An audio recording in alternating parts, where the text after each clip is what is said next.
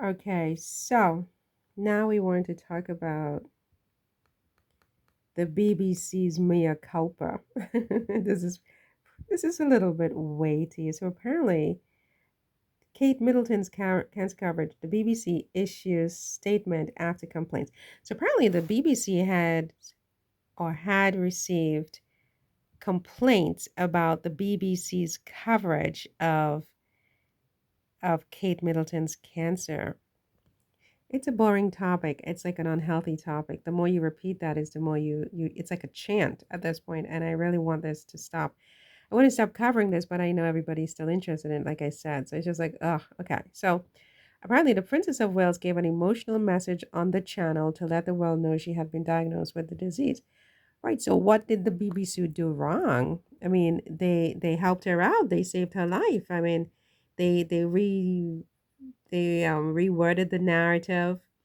They got everybody to stop. I mean, even the son with that picture from the farm shop didn't get people to stop. This got people to stop speculating about where is Kate, right? Kate is on the bench in the garden. She has new hair. And basically, she said cancer had been found or had been present and that she's getting preventative chemotherapy. I mean, that did the trick. Why would the BBC needs to apologize and issue a mea culpa? It says here, according to the Gloucestershire Live, the BBC has issued a statement after it was accused of excessive and insensitive coverage of Kate Middleton's cancer diagnosis. What? The TV channel recorded an emotional video of the Princess of Wales as she told the world she was being treated for cancer. The video released on March 22nd saw her tell others with the disease they were not alone. The BBC said it aired the complete video and said it was mindful not to speculate on any details which had not been made public.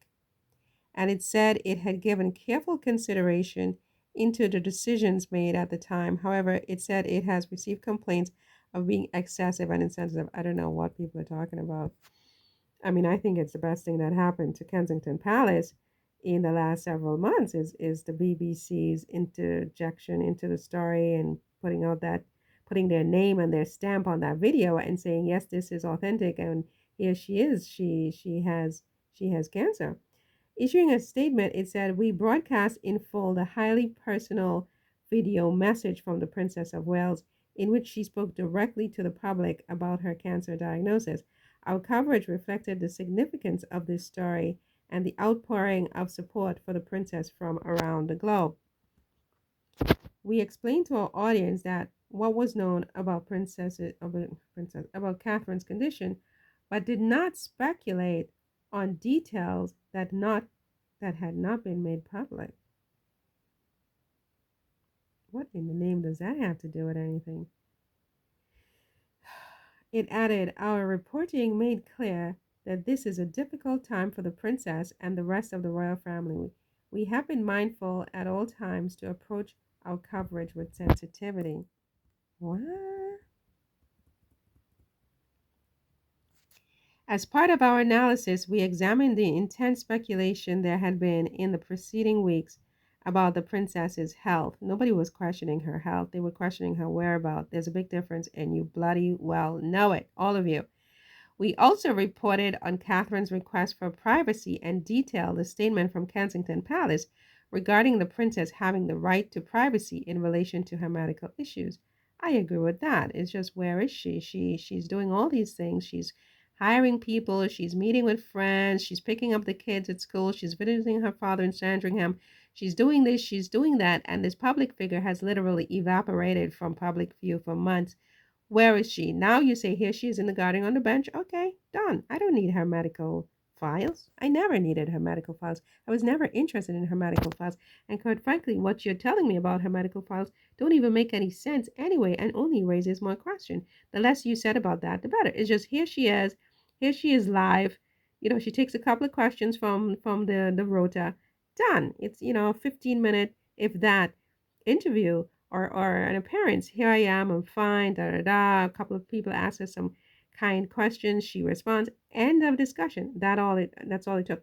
Or if you didn't want to do that, just have her walk in the Easter parade with the family and wave. And that's all. Nobody asked you for her medical files, right?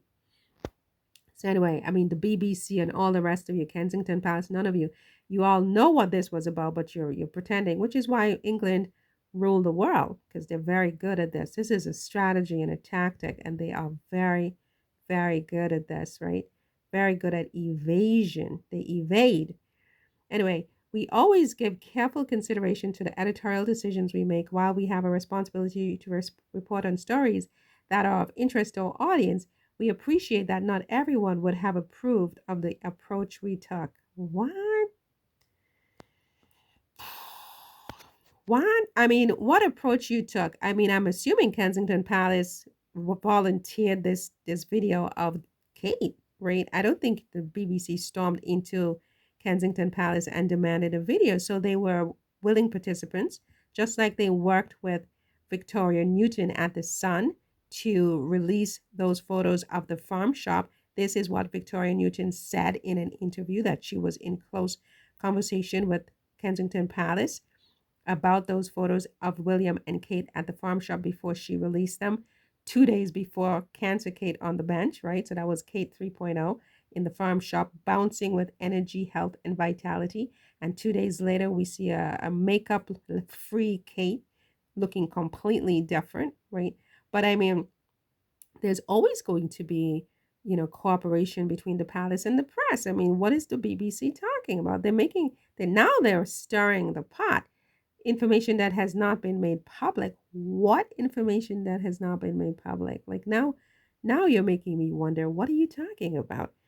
Following the broadcast, Kensington Palace had commented on the response by members of the public. It said, "The Prince and Princess are both enormously touched by the kind messages from people here in the UK, across the Commonwealth, and around the world in response to Her Royal Highness's message." They need to stop with this Royal Highness nonsense, however, and get a grip. Royal Highness of what? They are extremely moved by the public's warmth and support and are grateful for the understanding of their request for privacy at this time. Look, what a boring topic. Anyway, all I have to say is Kate she seems to be fine, right? I mean, the BBC would not cooperate in deceiving the public, I don't think. They're the ones who took the video. Now they're saying that the statement about um, not making things public, I don't even know why they're throwing this in. Why are they even issuing this statement is a confusion to me. It's confusing to me. Excessive and insensitive. What? They are the only ones who were sensitive in this situation, as far as I'm concerned. I mean, they gave her a platform where she was in a garden surrounded by lilies of the valley or whatever those were, telling people, I think, quite confusingly that she does not have cancer, but making people leave with the idea that she has cancer. Everyone needs to go back and listen to exactly what this woman said. She does not have cancer, but everyone in the world believes she has cancer, and I think this was done intentionally by the way they worded that speech, right? But that said, I mean, and this is my position. I'm sticking to my position. You do whatever you want with me. Throw me wherever you want to throw me. This is my position. That speech was crafted not by the Princess of Wales, but by her handlers in the palace, and it was crafted specifically to mislead and to have people believe this woman is riddled with cancer when she's not. They probably find some abnormal cells in her, whatever, and they scraped them off, right? And that was that. But they gave her some kind of precautionary treatment. She calls it preventative chemotherapy to make sure nothing crazy happens, right? This happens to people all the time. There are people who really have cancer, who are bedridden, who are really sick, who are on their deathbed. This is not what's going on with Catherine, the Princess of Wales. Look, even her father-in-law, King Charles, has cancer. He's up and about, and he's a man in his 70s pushing 80. He's up and about. He's always been up and about, red eyes and all. He's up. He's at the table. He's showing us all of the well-wishing cards he got from everybody. He's attending Easter Mass. He's toddling to the car, but he's getting to the car. He's doing what he needs to do. He's a man in his 80s. Her aunt-in-law, Fergie, the Duchess of what? The Duchess of York, also has cancer. She's up and about. She too is at Easter service. She's talking, she's going on with her life. This woman in her 40s with some vague announcement of cancer having been present, or cancer had been present, is the verbatim quote. Cancer had been present, right? She's 42 years old, right? 2 days before she was bouncing with energy at the farm shop, and suddenly the entire world has to come to an end because she now makes an announcement, intentionally not wearing makeup in this video, that she had been diagnosed, cancer had been present, and that she's getting preventative chemotherapy, right? And the BBC provides her with a platform. And now they're coming out saying that they have been accused of being excessive and insensitive. Excessive and insensitive of what? This is nuts. This is absolutely nuts.